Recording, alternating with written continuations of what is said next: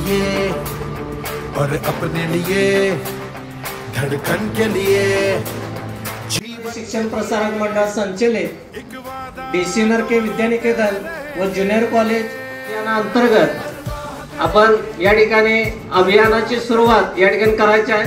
या कार्यक्रमासाठी आपणाला लाभलेले मोटर वाहन निरीक्षक आरटीओ कोल्हापूर माननीय श्री सागर भोसले साहेब, त्यानंतर माननीय श्री जयंत हाके सर सहाय्यक मोटर वाहन निरीक्षक कोल्हापूर, तसेच आरटीओ समन्वयक माननीय सुभाष करपे, तसेच आपल्या प्रशालेचे प्राचार्य माननीय एम पाटील सर, विभाग प्रमुख माननीय मोहिते सर, लोंढे सर, सर्व विद्यार्थी आणि कर्मचारी, सर्व शिक्षक बंधूंचे या अभियानांतर्गत सहर्ष स्वागत करू नका।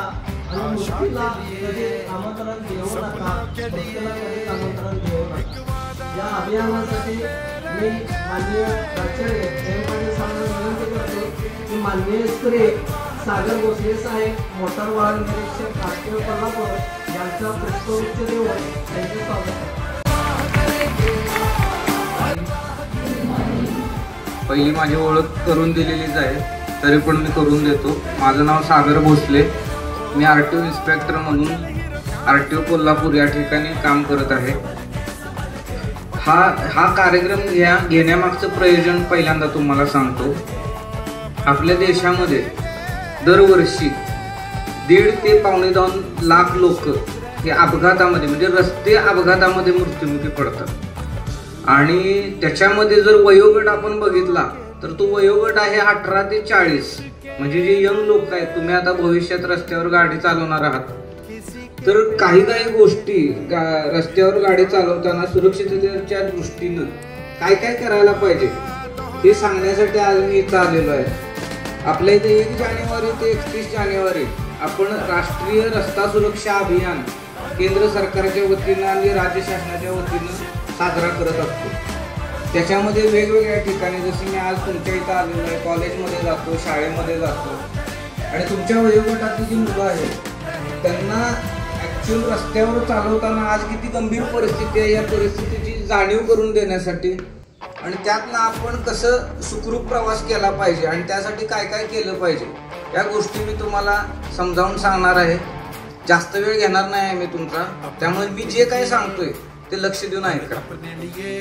सगळ्यात महत्त्वाची गोष्ट काय आहे तर ज्यावेळी आपण रस्त्यावरनं वाहन चालवत असतो त्यामध्ये जे ॲक्सिडेंटचं प्रमाण आहे, अपघाताचं प्रमाण आहे, ते 2 व्हीलरचं सगळ्यात जास्त आहे 4 व्हीलरपेक्षा। आणि त्याच्यामध्ये मृत्युमुखी का पडतात लोक तर त्याला एकमेव कारण काय आहे, आपण हेल्मेट घालत नाही।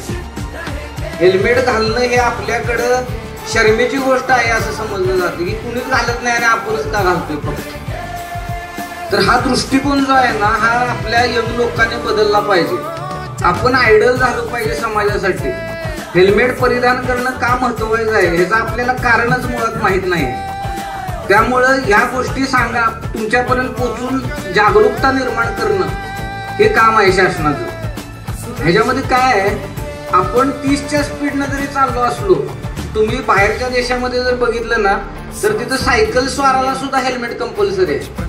आपल्या इथे ती गोष्ट पाळली जात नाही। आपण काय म्हणतो, मी काही जास्त स्पीडनं गाडी चालवणार नाही त्यामुळे मला काय हेल्मेटची गरज नाही। पण सायंटिफिकली हे प्रूव्ह झालेलं आहे की आपण 30च्या स्पीडनं जर रस्त्यावर जात असलो आणि जर आपला तोल गेला, आपण स्लिप झालो, रस्त्यावर पडलो, तर आपली मान आहे ना ही लवचिक आहे। आपलं जे शरीराचं डिझाईन आहे हे इथं लवचिक असल्यामुळं पहिलं आपला जो अवयव रस्त्यावर आपटला जातो ते आपलं डोकं आहे।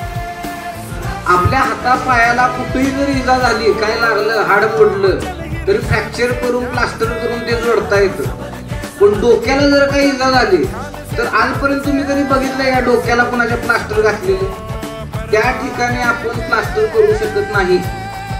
आपलं डोकं हे आपल्या शरीराचं नियंत्रण करतं।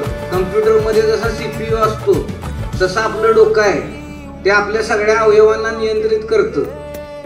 उदाहरण जर द्यायचं झालं तर आपण दही लावतो तांब्यामध्ये, माहित आहे तुम्हाला, पाण्यात दही लागतं, घट्ट असतं ते, आणि जर तो तांब्या पडला किंवा आपण ज्यावेळी घुसळतो त्या दह्याचं काय होतं, ताप होतं, बरोबर.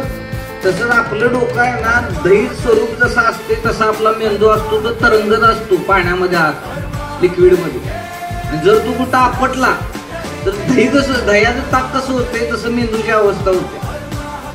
आणि तेवढं सोडा, जरी तो हल्ला जरी कुठं तरी तुमच्या कुठल्याही शरीराच्या अवयवाचं नियंत्रण जाऊ शकतं. म्हणजे मरणं ही वेगळी गोष्ट आहे, पण एखाद्या अवयवाचं नियंत्रण जाणं आणि आयुष्यभर तसं जगणं हे फार दुर्दैवी असते मित्रांनो. त्यामुळं आपल्या शरीरातला सगळ्यात नाजूक, सगळ्यात महत्वाचा पार्ट हे आपलं डोकं आहे. उदाहरण देतो, मी परवा गडिंग्लजला जात होतो, आमच्या ऑफिसच्या कारच्या समोर एक स्कूटर जात होती. मागं महिला बसली होती, पुरुष गाडी चालवत होता आणि एक स्पीड ब्रेकर आला मोठा. आणि त्या स्पीड ब्रेकर वरनं स्कूटर गेल्यामुळे ती महिला मागच्या मागच पडली. ते चालवणाऱ्याला माहित पण नाही.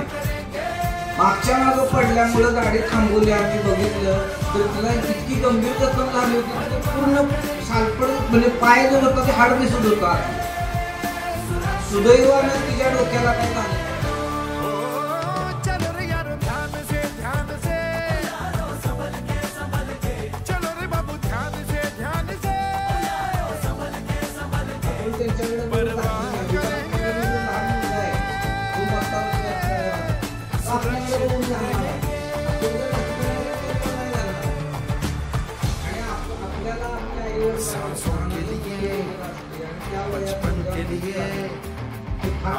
के लिए सपनों के लिए एक वादा.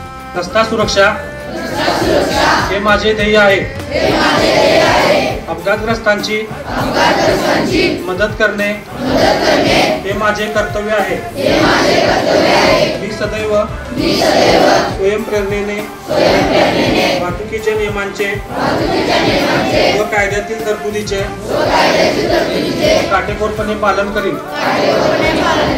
मी शपथपूर्वक प्रतिज्ञा करतो की माझा देश अपघातमुक्त होण्यासाठी सुरक्षितपणे वाहन चालवण्याची पात्रता माझ्या अंगी यावी म्हणून